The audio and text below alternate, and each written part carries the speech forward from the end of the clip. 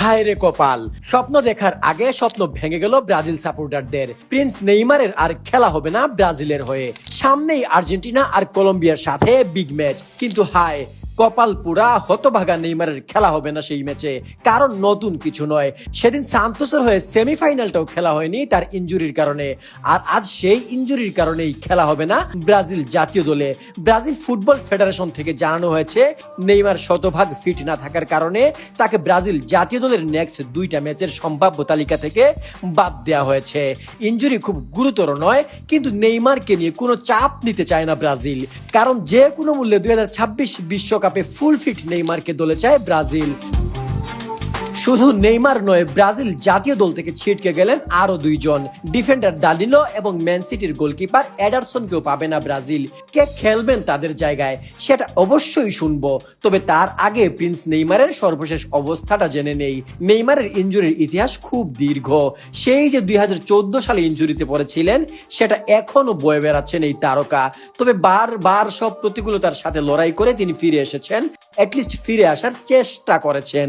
নেইমারের ইনজুরির সাথে লড়াইয়ের এই গল্প যেন রবার্ট ব্রুসের সেই গল্পকেও হার মানিয়ে দেয়, যেখানে এক মাকড়সাকে দেখে অনুপ্রাণিত হয়ে 7 বারে রাজ্য জয় করেছিলেন এই রাজা। কিন্তু মুকুটহীন রাজা নেইমার তো 70 বার চেষ্টা করেছেন, তারপরেও তিনি আশা ছাড়েননি, চেষ্টা চালিয়ে যাচ্ছেন।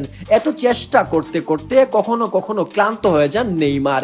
তাই তো কিছুদিন আগে একবার আক্ষেপ করে বলেছিলেন, আমি খুব ক্লান্ত, এই লড়াই করতে করতে আমি আসলেই কখনো কখনো ক্লান্ত হয়ে যাই। হওয়ারই তো কথা, আমরা হলে তো কবে আশাই ছেড়ে দিতাম। নেইমার যে টাকা পয়সা উপার্জন করেছেন, এখনো তার যে প্রতিদিনের আয়, তা দিয়ে তিনি অনায়াসেই একটা ব্যথাবিহীন জীবন পার করে দিতে পারতেন। কিন্তু শুধু ব্রাজিল দলকে ভালোবেসে ব্রাজিল ভক্তদের মুখে হাসি ফোটানোর জন্য নেইমার চেষ্টা করে যাচ্ছেন। ব্যথা, বেদনা, হতাশার সাথে লড়াই করে যাচ্ছেন, যার ধারাবাহিকতায় এবারও আর্জেন্টিনার সামনে বিগ ম্যাচের আগে বাদ পড়ে গেলেন স্কোয়াড থেকে। তার জায়গায় দলে ডাক পেতে পারেন এনরিক ফেলিপে।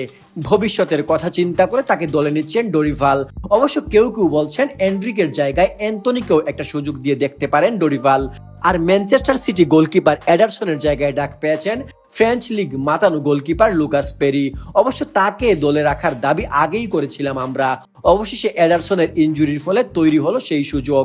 তবে ইনজুরিতে পড়েছেন দানিলো, যার কারণে তাকেও দেখা যাবে না ব্রাজিল দলে। তার জায়গায় দলে ফিরেছেন আলেক্সান্দ্রো। নেইমারবিহীন ব্রাজিল দল কত দূর যাবে? তারা কি পারবে আর্জেন্টিনাকে হারাতে? কি মনে হয় আপনাদের?